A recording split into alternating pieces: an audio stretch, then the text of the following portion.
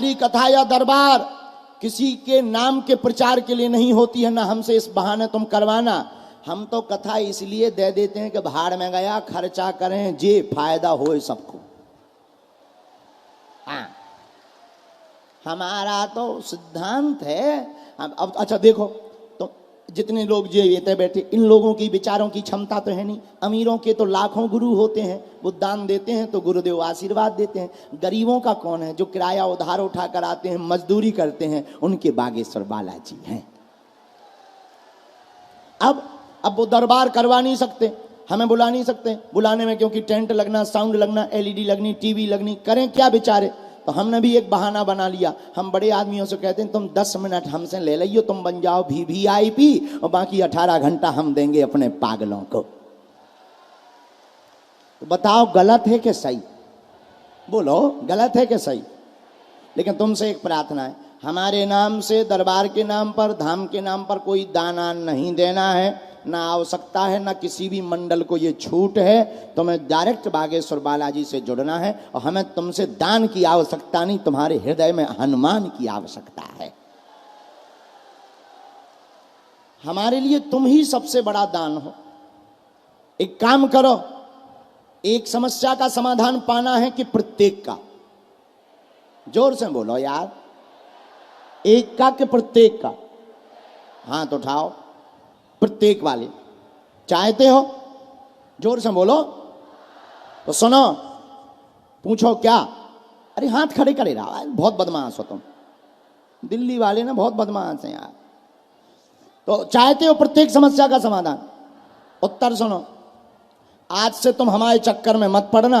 आज से तुम जीवन भर के लिए बागेश्वर बालाजी के चक्कर में हो जा। पहला उपाय। दूसरा उपाय, कभी बागेश्वर धाम जाना और ना भी जाओ तो घर पे नारियल बांधकर बागेश्वर बालाजी और सन्यासी बाबा का ध्यान करके कह देना, आज से तुम हमारे हो गए और हम तुम्हारे हो गए। फिर क्या होगा? तुम घर पे रहना, गांव में रहना, बाहर रहना, विदेश में रहना, चाहे जहां रहना, राम नाम का जप करोगे।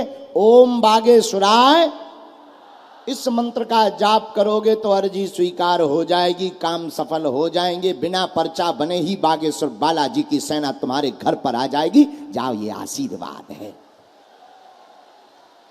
बीच बीच में बागेश्वर धाम की पेशी जरूर करना।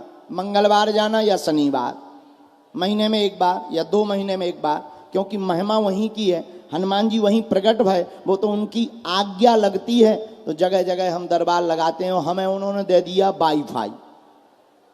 क्या दे दिया? सैटेलाइट लगी वहीं, हाई फाई।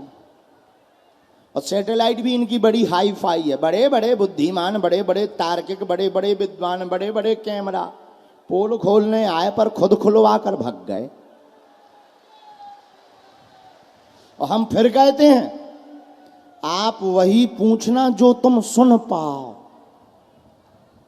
कि तुम बाद में कहोगे गुरुजी हमारी इंटरनेशनल बेइज्जती हो गई। ठटरी के बरे न कटा, आगी के लय, लुअर के लय। अरे भाई, तुमसे कहा किसने था कि तुम सोते हुए सांप को जगाओ? अपने प्रश्न का, समस्या का समाधान लो, निकल जाओ।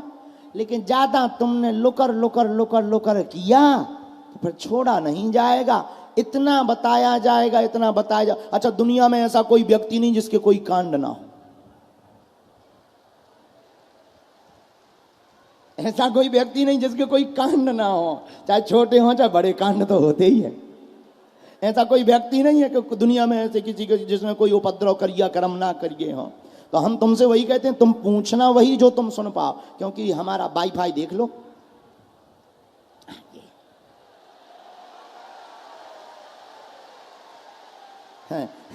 ये आदमी खतरनाक है, इसमें पूरा बायोडाटा है तुम्हारा।